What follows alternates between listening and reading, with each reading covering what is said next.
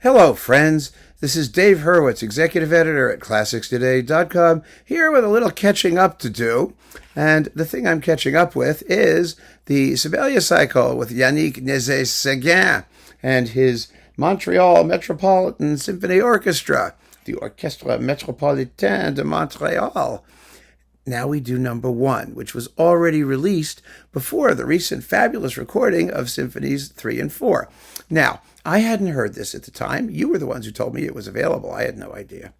And, I sort of speculated that because he's kind of a sticky romantic type in sticky romantic music, that he would turn in a sticky romantic performance of the first two Sibelius symphonies. Now, 2 has yet to be released. 1 is now available. And yes, it is a sticky romantic performance of number 1. I called this one correctly. I must say, it's a good performance. It really is. But it has very, very slow moments. And the only problem with it, in my view, well, let's put it this way. Let's take it one movement at a time, okay? The first movement opens with a very beautifully played clarinet solo. The opening of the first movement reminds me of what was probably Sibelius's model, which is the opening of Bruckner's Second Symphony. You know how that goes. It's a tremolo, chicka chicka chicka chicka chicka chicka chicka, and the cellos come in with ya da da da da.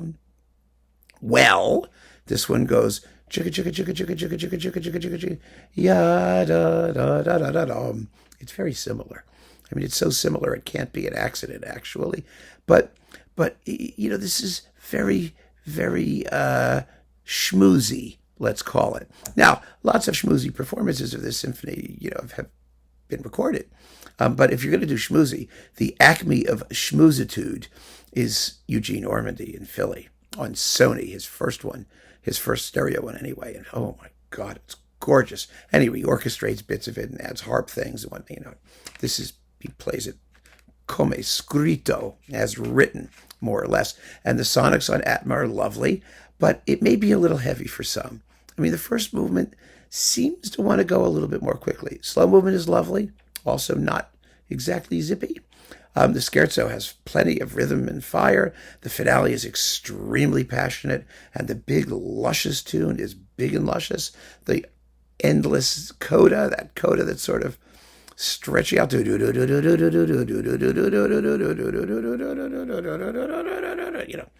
He takes his time. It's going real slow.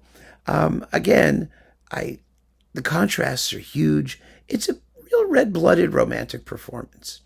I tend to prefer tempos to be a little zippier. I really do. And I think that, a lot of you probably do as well. But you can't argue the commitment, the excellence of the playing.